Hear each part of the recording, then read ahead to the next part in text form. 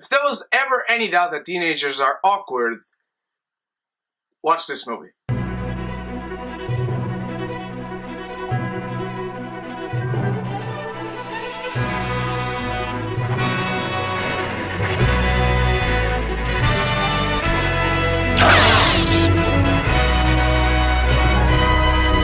The Edge of 17 is directed and written by Kelly Fremont Craig, and it stars Hailee Steinfeld, Woody Harrelson, Lou Richardson, and Blake Jenner. This tells the story of a teenage girl who's going through a rough patch because everything around her sucks. And she feels like the whole world is against her. She has gone through a tragedy, everything seems to be piling up on top of her life. I'm not a big fan of these teenage movies because they show teenage angst in all its glory, if you can call it that. This movie did it right.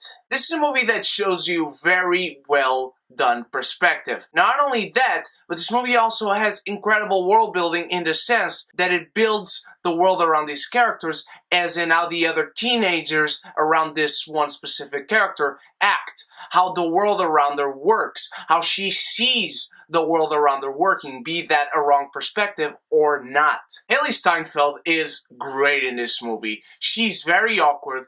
She's very not likable, but that works for this movie because the movie very cleverly explains why she is this awkward. Why do you not like her? Because she does these things that really lend you to not like her one bit, but the movie truly showcases why this is. The movie gives motives to this character to react in a certain way, to act in a certain way, to say certain things, to think certain things. The movie very cleverly and in a very good manner displays the teenager angst that this character feels, and that's something you don't see very often, and in these days quite a lot in fact. What also helps is that her best friend starts sleeping with her brother. This is not a spoiler, it's right in the beginning of the film. Her brother is older, he's a college kid, and yet you see the perspective of them both. She did not sleep with her brother just because that's the way this teenager specifically acts. There's motives to that.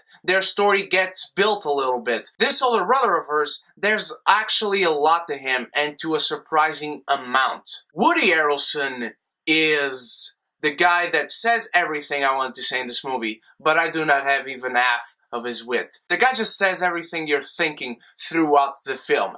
Be it good or bad, be him right or wrong, be it correct to say it or not. Whether this guy would be fired in real life or not, that's a whole nother thing. He says everything that you want to say to this girl. She goes to him to just spout out stuff. She has something holding up inside and she wants to explode, and she does it with him. And this is a guy that is very sarcastic. This is a guy that doesn't care at all. This is a guy that is not going to give you the attention you want. This is a guy that will not satisfy you if you want to just confess something to him. And that worked great. The best humor of the movie comes from the scenes between these two, but Woody Harrelson works great whether he is alone or whether he is with Hailee Steinfeld. I love the language in this film.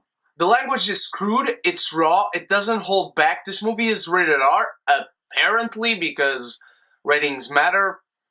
Not really though. I love how these teenagers talk during the movie. They don't feel like they were given some dialogue and they suddenly say something that, no, teenagers wouldn't say that. No, they talk like teenagers would talk. They say things that are not sympathetic. These characters, not all of them, are sympathetic. In fact, the majority of them are not sympathetic. This is a movie that very well presents perspective on the teenagers that are the regular, stereotypical teenagers that you see nowadays and maybe that you were, and the ones that start developing a little bit sooner. It very well showcases the coming of age in several different manners. Ones are faster than others. Ones are not so sympathetic. Ones are very much like horror movies, if you know what I mean, if you've seen this film. I love how awkward this movie is. It makes you feel awkward as you are watching it, and some scenes are just out of this world awkward. You don't even know how you should react. But that fits because of what immediately follows. How this movie sets up its world and how it flows in its narrative. It really showcases